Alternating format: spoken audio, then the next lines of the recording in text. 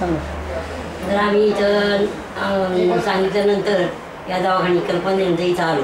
इथं आल्यानंतर इथं तपासणी केली. नंतर मग डॉक्टरांनी सांगितलं होतं. मग माणेसाहेब घरी आले आमच्या. आम्हाला सांगितलं बा असं असं केलं नाही. इथं बरेचसे होतात, फायदे होतात आणि सुविधा चांगल्या आहेत. त्याप्रमाणे आम्ही नंतर इथं आलो. 24/7/8 साली इथं ऑपरेशन झालं माझं. 8 दिवशी आलो की लगेच आपण दुसऱ्या दिवशी 8 वाजताच ऑपरेशन कसं करतो. आणि ऑपरेशन आमच्या घरच्यांना कोणाला फोन करेपर्यंत इकडे नेलं. दवाखान्यात नेलं तिथं विचारलं. कारण खेड्यावरून आलो ना आम्ही. म्हणजे भीती वाटते का तुम्हाला? म्हणलं इथं कशाची भीती आहे?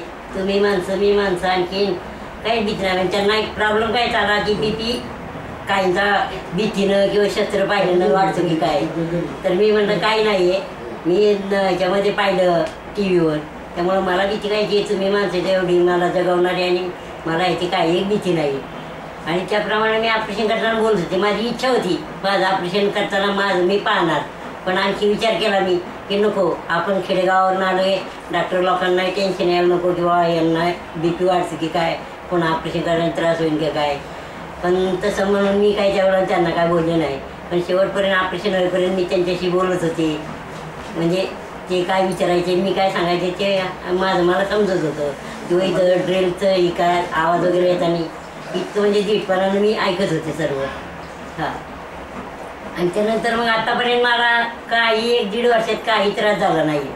अजूनही मी शेतात काम करते. अजून आत्तापर्यंत अद्याप दुखतंय म्हणून अनाशींची गोळीसुद्धा खाल्ली नाही अजून. इथपर्यंत माझं म्हणजे इथल्या औषधाने चांगली. आणि मी सर्वांना सांगते की कोणी दुखायला लागलं की बाबा असं होतं तर मी म्हणते तुम्ही डोळं दाखवून चालत इथपर्यंत.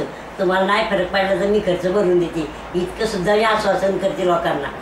आणि असं प्रवृत्त केलंय सुद्धा इथपर्यंत झालं. आणि काही लोक इतर आजाराने सुद्धा मी इथं आणल्यात.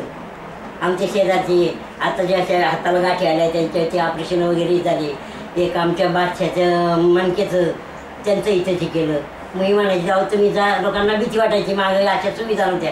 मी म्हणायचे तुम्ही डोळे दाखवून जा तिथं. तुम्हाला नाही फरक पडला तर मी सगळा खर्च दवाखान्याचा भरीन म्हणायची. असं सांगून मी लोकांना अजूनही प्रवृत्त करते या. त्यामुळं सरांचे आमच्यावर मानेसाहेबांचे इतर सहकाऱ्यांचे आलोट उपकार आहेत.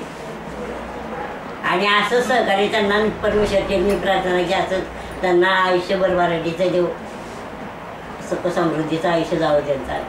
आणि असे जाऊन मलाही त्यांचे आशीर्वाद लाभावे, सहकार्य लाभावं.